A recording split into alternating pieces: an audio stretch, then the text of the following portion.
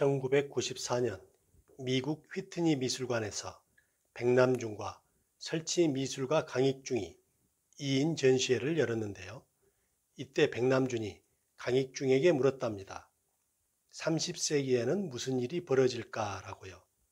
강익중이 선생님 혹시 곧 다가올 21세기 말씀이십니까? 라고 대묻자 아니 천년 후 30세기라고 백남준이 답했답니다. 후에 강익중은 30세기의 세상을 상상하던 백남준을 두고 낮에도 별을 보는 사람이라고 불렀습니다. 백남준은 1932년 서울에서 태어났으며 일본 도쿄대학에서 미학을 공부하고 당시 현대음악의 메카인 독일 위넨 대학교에서 음악을 공부합니다. 이때 석사학위 졸업 논문이 현대음악의 작곡가인 쇤베르크에 대한 것이었습니다. 백남준은 독일에 있을 때 행위예술을 접한 뒤 행위예술가로 변신하였으며 미국으로 건너가 피아노를 부수거나 넥타이를 자르는 등의 퍼포먼스를 통해 행위예술가로 이름을 알렸으나 아직은 B급 예술가로 치부되기도 했습니다. 그러다가 70년대부터 비디오 아트를 선보였으며 이를 통해 세계적인 아티스트로 발돋움하게 됩니다. 백남준은 벽에 걸린 그림만을 미술이라고 하는 기존의 고정관념을 깨고 비디오 아트를 창시하여 세계 미술의 새로운 방향을 설정합니다.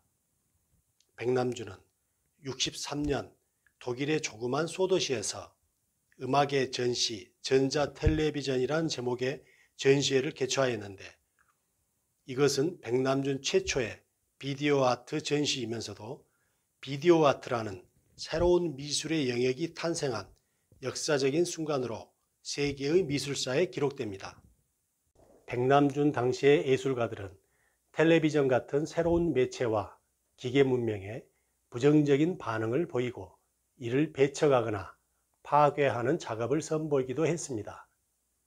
백남준이 유명한 이유는 당시의 예술가들과는 반대로 첨단 기술 매체와 인간이 어떻게 평화롭게 공존해야 할지를 상상하고 이를 예술로 표현했다는 점에 있습니다. 이 작품은 TV 첼로라는 작품입니다. 세대의 TV를 활용하여 첼로를 만들어 행위예술가인 샬럿 무어만이 연주한 작품입니다.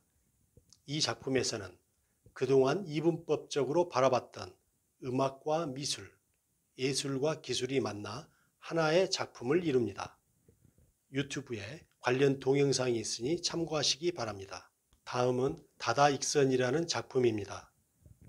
88 서울올림픽을 기념하여 88년 10월 3일 총 1003대의 TV 모니터를 이용하여 국립현대미술관 과천관에 설치하였습니다.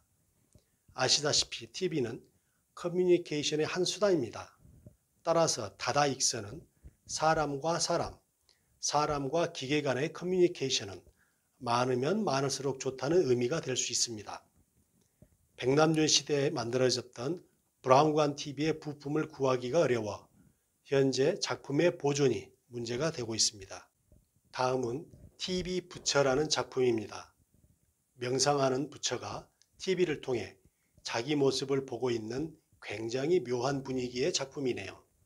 이 작품은 우리가 서로 이질적이라고 생각하는 정신과 물질, 서양과 동양의 만남을 표현하고 있습니다. 동양의 종교와 명상의 상징인 부처가 20세기 테크놀로지의 총아인 서양의 텔레비전과 서로 마주보고 담론을 나누는 것 같네요. 이 작품에는 재미있는 일화가 있습니다. 백남준이 뉴욕에 거주할 당시 돈이 없어 한국에 있는 백남준의 형이 1만 달러를 보내줍니다. 그런데 백남준은 그 돈으로 생계를 꾸릴 생각은 안 하고 대뜸 불상을 하나 구입합니다. 부인은 어이가 없었다고 합니다. 이렇게 돈은 다 탕진했는데 전시는 하고 싶어 했다고 합니다. 그런데 돈이 없어 원래 하고 싶어 했던 전시는 못하고 사뒀던 불상과 TV로 TV 부처를 만들어 전시합니다. 그런데 이 작품은 말 그대로 대박을 터뜨리며 백남준의 명성을 다시금 알리게 됩니다. 다음은 굿모닝 미스터 오웰이라는 백남준의 기념비적인 작품입니다. 1984년 1월 1일 새해를 맞아 세계 최초로 인공위성을 활용한 생방송을 통해 전 세계에 송출된 작품입니다. 조지 오웰의 소설 1984에서는 발달된 과학기술이 인간을 감시하고 억압하는 수단으로 활용됩니다. 그러나 백남준은 이 작품에서 오웰, 당신이 예측한 억압과 광기의 시대는 오지 않았고 우리는 여전히 현재를 잘 살고 있다라는 메시지를 보냅니다. 즉, 과학기술은 단지 두려워만 할 것이 아니라 우리 인간이 어떻게 사용하고 서로 소통하느냐에 따라 축복이 될 수도 있다는 겁니다. 84년 새해를 맞아 전 세계인에게 희망의 메시지를 보낸 것이겠네요. AI 기술의 발달로 불안감이 증폭되고 있는 현 시대에 많은 시사점을 주고 있습니다. 인류의 희망을 담고 있는 이 작품이 1984년 새해에 발표되어 미래 사회의 암울한 내용을 담고 있는 조지 오웰의 소설 1984와 기가 막힌 대조를 만들어냈습니다. 백남준과 관련된 일화 한 가지. 당시 한국의 한 기자가 왜 한국을 놔두고 외국에서만 활동하는가라는 의문에 백남준은 다음과 같은 현답을 합니다. 현재 세계에서 한국 문화의 위상을 백남준이 보고 있다면 그가 어떤 생각을 했을지 잠옷 궁금해집니다. 백남준은 2006년 사망합니다. 그의 장례식은 평소 백남준에 걸맞게 웃음 속에서 이루어집니다.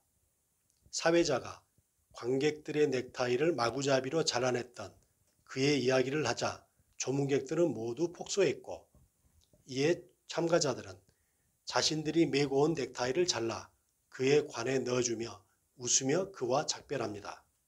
경기도 용인에 백남준 아트센터가 있습니다. 비디오 아트라는 미술의 새로운 장르를 만들고 미디어 아트를 소개하는 책자에 빠지지 않고 등장하는 백남준의 작품을 언제든지 감상하실 수 있습니다.